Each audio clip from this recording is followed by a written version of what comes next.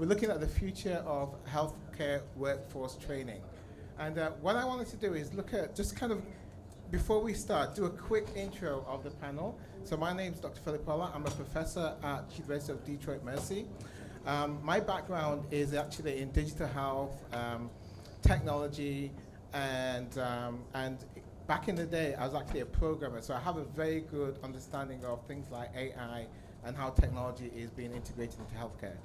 What I would like to do is introduce my panel, but first I want to kind of point out, if you look at the program, you will see that I should have a Shelley on here, right? But I have a Verk instead. So Shelley wasn't able to make it. She had some issues in the family, so we do have a replacement. So what I'm going to do now is quickly hand over to our panel, who's going to introduce themselves. So, Vic, do you want to start? Yeah, sure. Hello, everyone. My name is Vikas Rellan. I work at Henry Ford Innovations, which is a department within Henry Ford Health. I've been there almost 25 years, older than some of you people out there. I've been in various roles, starting with IT, going to education, and now I kind of get to identify what Henry Ford does well, package that in a curriculum, and then I get to share that with the rest of the country and the rest of the world, kind of uplifting healthcare everywhere.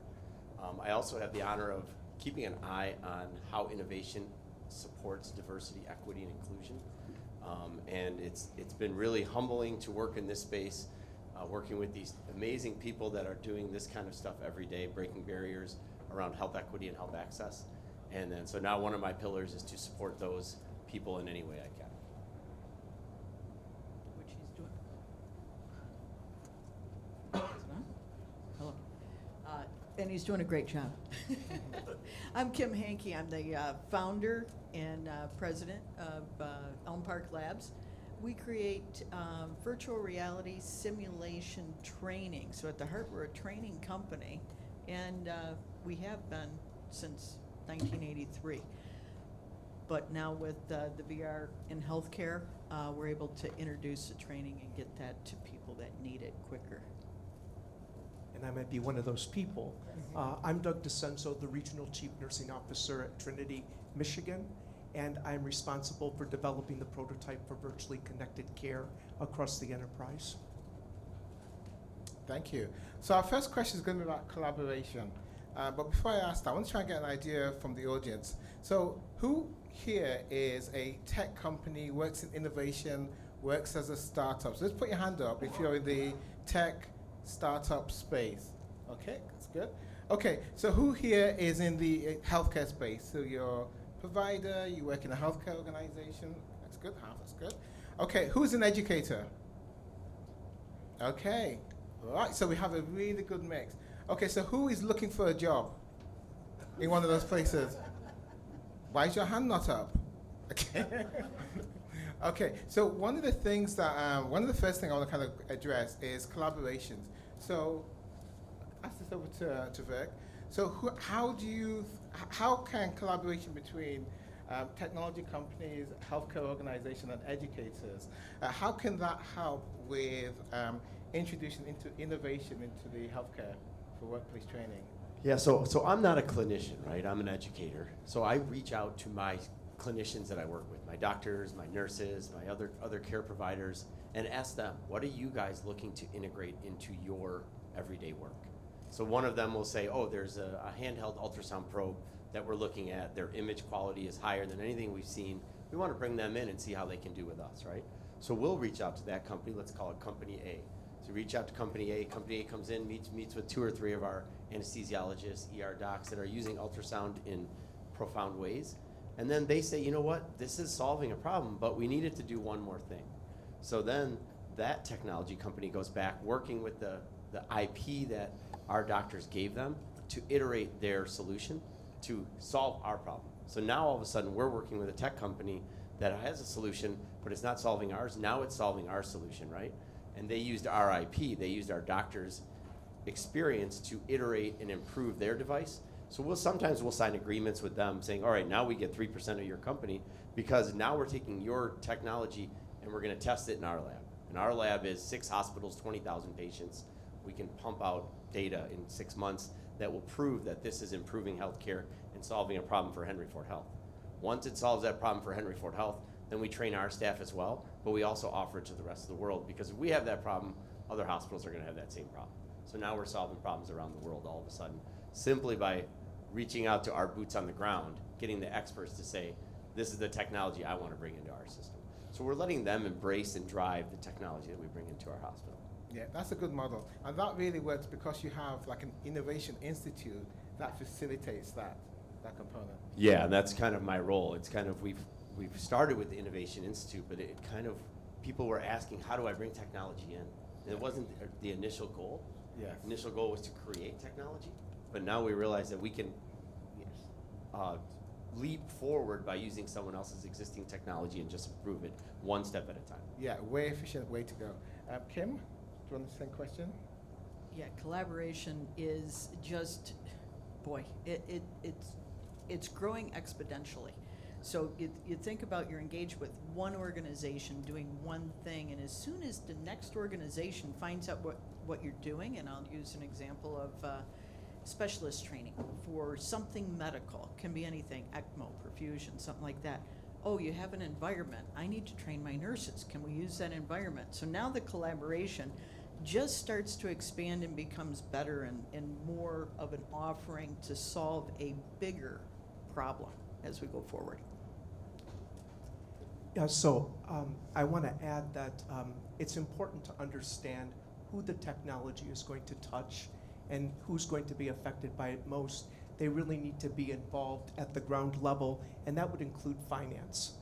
Finance often has questions that if they're not part of it from the beginning, they can be your barrier.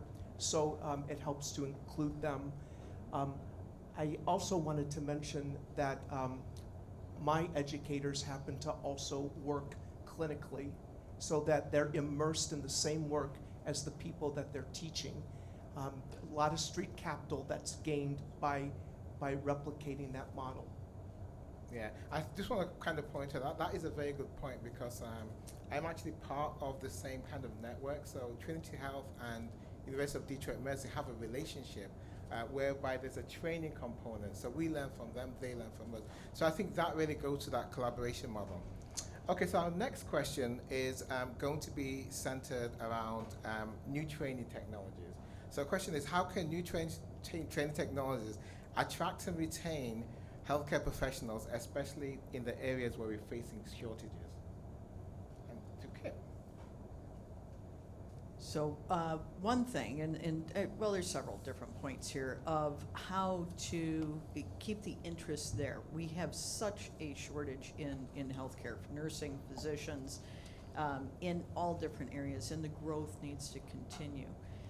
But how do we keep the interest, right? So I can go to a lecture and I can fly to another city and I can go sit in a 40-hour class, or I can take and I can put on a VR headset and learn the same message in a very short period of time.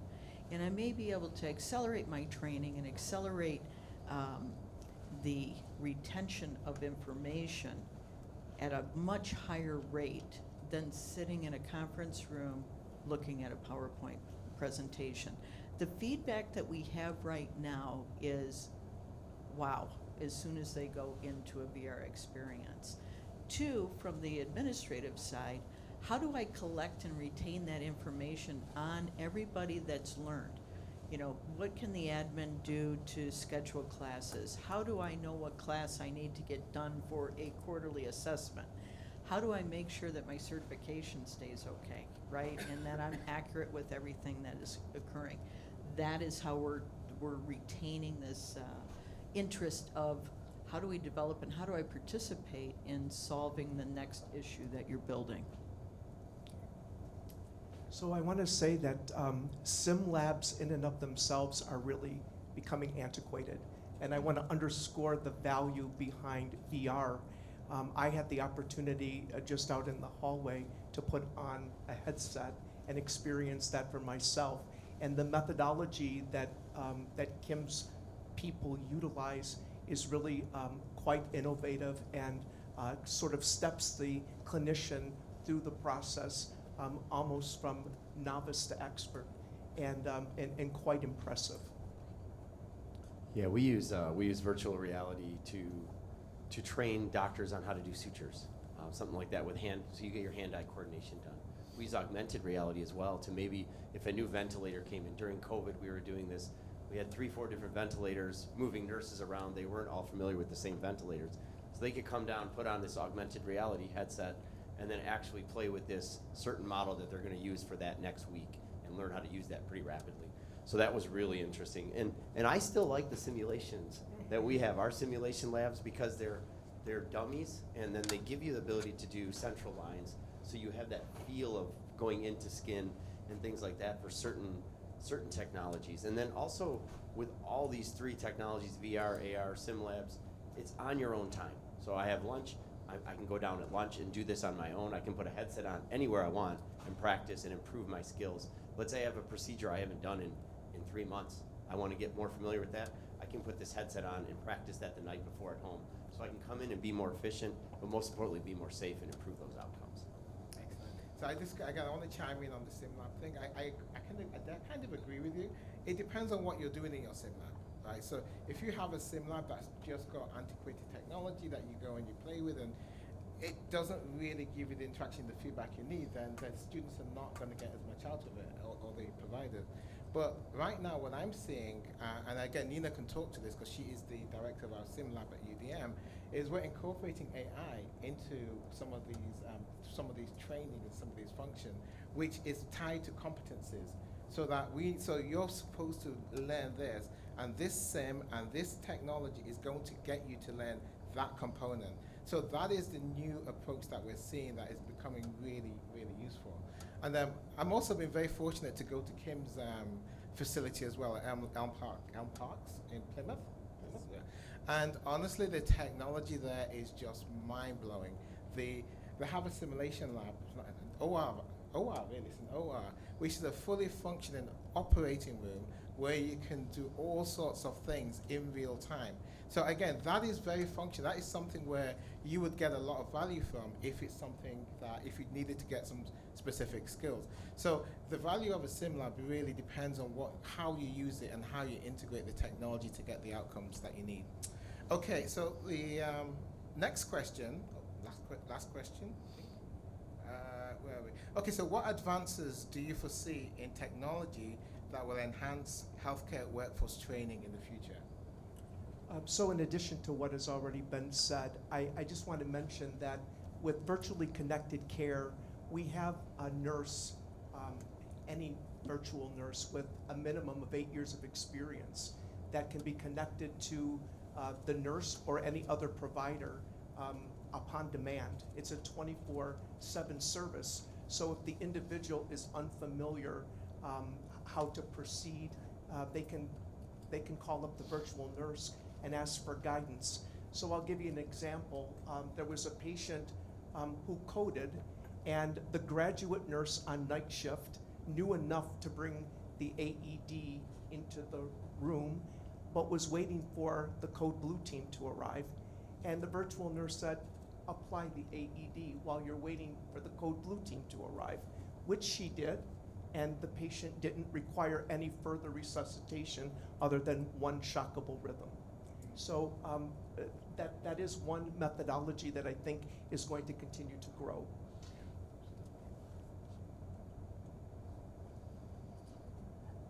Technology is just going to continue to expand. I mean, we're doing things around the ECMO specialist training, and just to say that we're doing, talking about the simulation labs, right?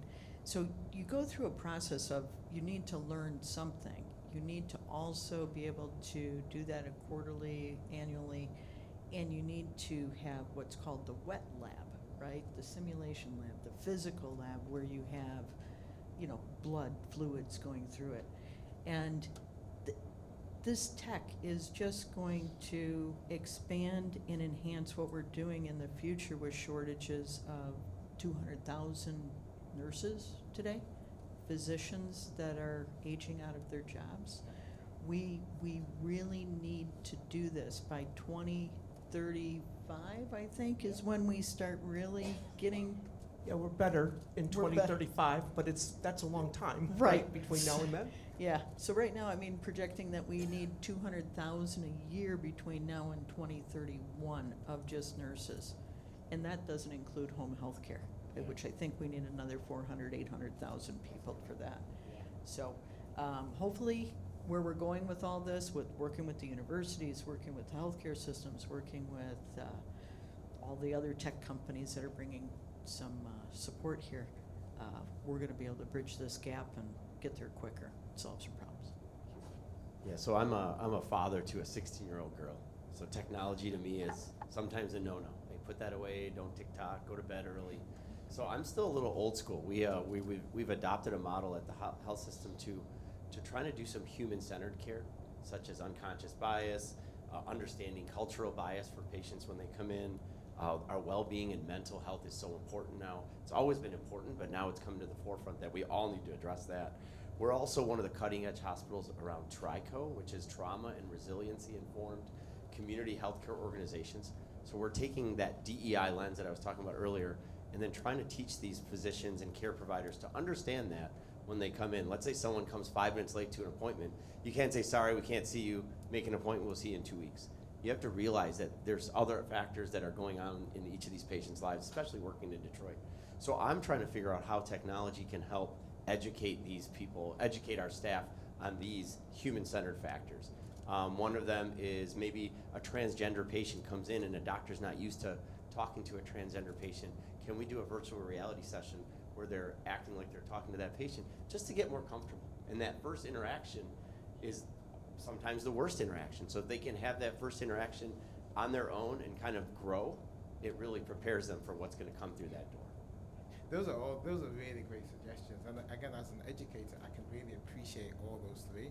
I think one thing that really stands out to me is the idea of this thing called the virtual nurse. And I hate that terminology. But what you just described, to calling it a virtual nurse, it's just demeaning to the graduate nurse. And just to kind of give it into context, so what is the average age of the average experience of a nurse coming in to onto a ward? Probably 24 years old. 24 years old, very limited experience. So what they've done is they found a way to bring back these very experienced nurses with lots of cool ideas and from a long period of time, lots of experience, and then put them in a mentoring position so that when these younger, less experienced nurses on the ward have an issue, they have someone to connect to 24/7 while they're there. So that's what we're calling virtual. So it is virtual in a way because you have a connection to someone, but I think that it's, and the connection is via technology. So you've got a phone that will connect you to the right person.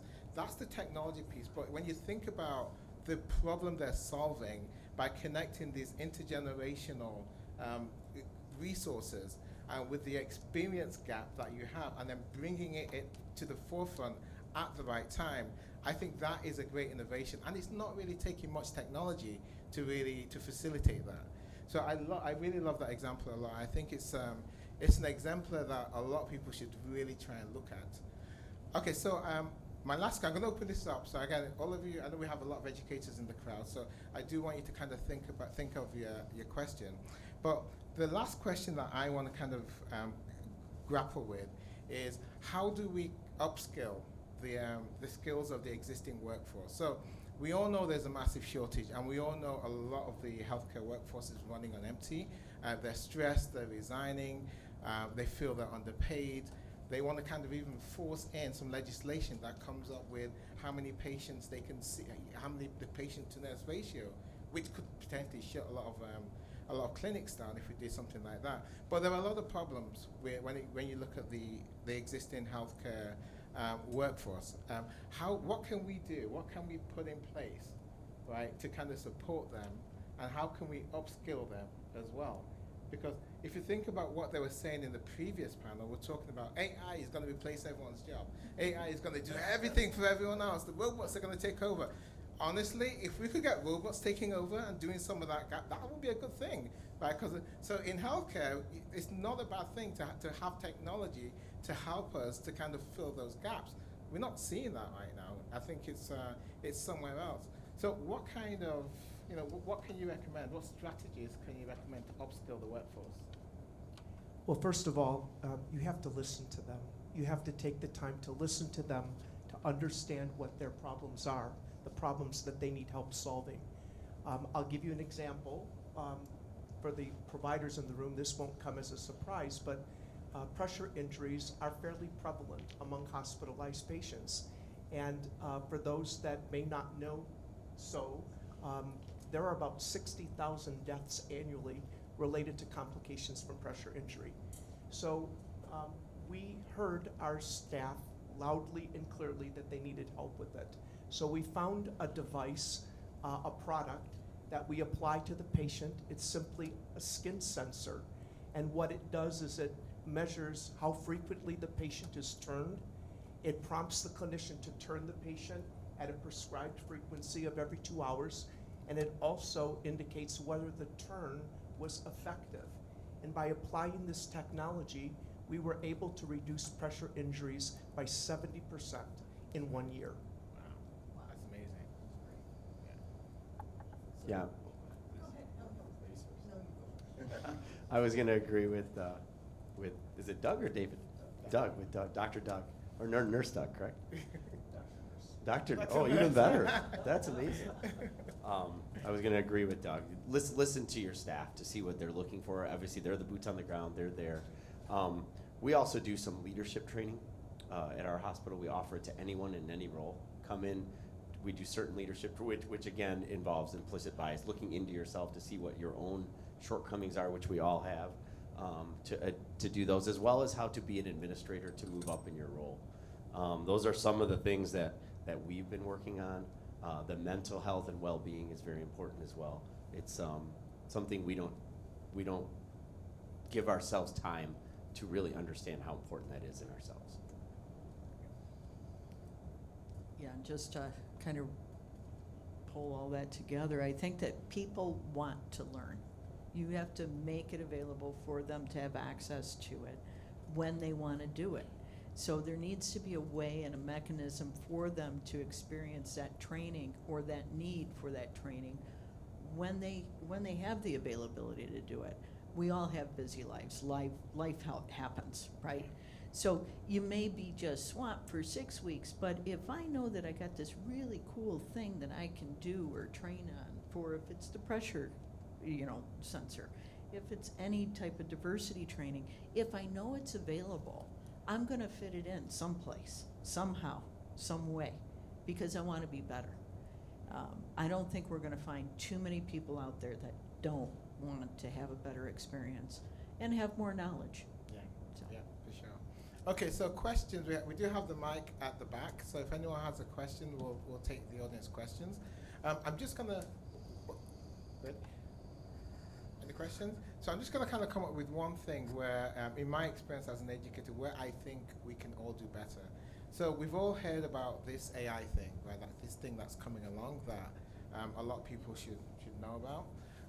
Now, in healthcare, we are very slow to adopt it because of all the reasons that we covered earlier on, and I'm not going to repeat what some of those are, but it's very difficult to kind of implement it because of worried about the clinical data. Will it lie to us? But the reality is there are a lot of gains that we can get from a productivity point of view. When you talk to a staff, one of the key things that they'll always tell you, the biggest burden is to do with documentation. It's to do with that medical record, putting things in, getting things out. It's very difficult doing all the reporting. Now, one skill that I'm teaching all my students is how to use AI to make them more efficient.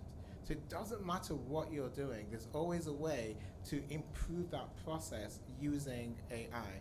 And one gentleman really he really nailed it when he asked that question about prompt engineering. Every time you ask a question, you get a different result. How you ask that question is the most important thing. Yet no one is really spending the time to teach people how to write prompts. Like, we played around with it this morning, and that was great, looking at those different pictures and how they differ based on the prompts. But there really is a bit of skill into writing prompts. And one of the things that I am doing in my teaching now is I spend time teaching students how to write prompts. And that really scares a lot of people. It's like, they're going to use it to cheat. It's like, they use it to cheat now, right? Because you just don't realize, or maybe you realize and you just put your head in the sand. But it's really important that we you know, we teach our students, and not only the students, when we have staff in the health systems as well, we need to give them the skills to be able to use these tools to make their lives more efficient. Because the amount of time you save is 10 times. I don't know if it's a 10x, and the investors will always talk about 10x being the holy grail of what they get back. It's the same with your time, 10x. You can save 10% of your productivity will increase 10 times if you know how to write that right prompt on your data. So one of the things that we're doing is we're implementing this professional development where we would actually train healthcare staff on how to write prompts, whether it's looking at data, whether it's looking at text, whether it's summarizing text, whether it's even creating, you're creating images for public health or for a poster. You can do all that stuff by just writing a sentence and a statement. So it's really important that we understand that that is something that we need to do. Back in the day, we used to say to people, do you know how to Microsoft Word, Excel? That was a competency that you had to have when you were going for a job. You know, no one asks for that anymore. But what we're going to be asking for in the future is, do you have AI competency? Can you write prompts to go into that database and pull stuff back without writing SQL? That's what we're going to need in the future. So any questions? That's my little kind of outburst. So any questions from the audience? Do you have one here? Sure, I think I'll direct this to you, Doug, because you mentioned the importance of including finance, but I didn't hear you say including revenue cycle. I mean, should there be a code for what you're having? Finance generally contacts them. See, they're kind of our conduit because we don't know, as clinicians, everyone that we need to reach out to. Okay, do we have any more questions? So we're the ones standing between you and happy hour, so I get that. Okay, we have one here. Hi, I'm coming from an education perspective. Just bouncing off of what you just said on how can we educate healthcare providers on how to use all of these like new technologies, new IT, new AI, all of that stuff. What are your perspectives on like what is the top way that you think is most important to teach our healthcare providers how to use all of these new tools? What is like one thing that you would say, this is what we need to educate our healthcare providers on? That's a good question. I should have you up here. So I'll start. They have to be involved from the beginning. You can't impose this technology on them because they won't use it. I'm embarrassed to say that one of our hospitals has been named the top 10 most wired for 12 years in a row. There's so much technology that's lying there dead, not being utilized because the people who were expected to use it were never involved in making the decision to use it, how to use it, whether it would be valuable or not. So that's one of the reasons that I still require educators to work clinically, because if they're going to be the champions, and they are very well respected, these are people that clinicians listen to because they know the score. Teaching them, having them learn about it, having them come back and champion it, I think has been very critical. The virtually connected care model that I developed was stood up in 3 months, and that's because I had people like I described that every day were out with clinicians, not only teaching, but coaching. So when they used something and it didn't work the way they expected it to, there was a coach there to help them.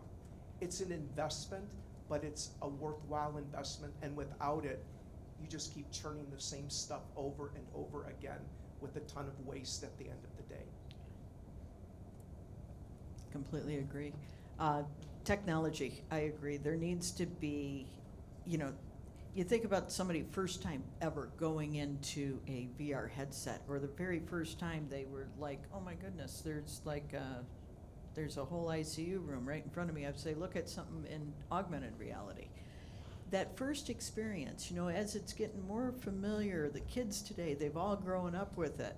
Mom and dad, aunt and uncle, pretty much, no, they haven't tried that part.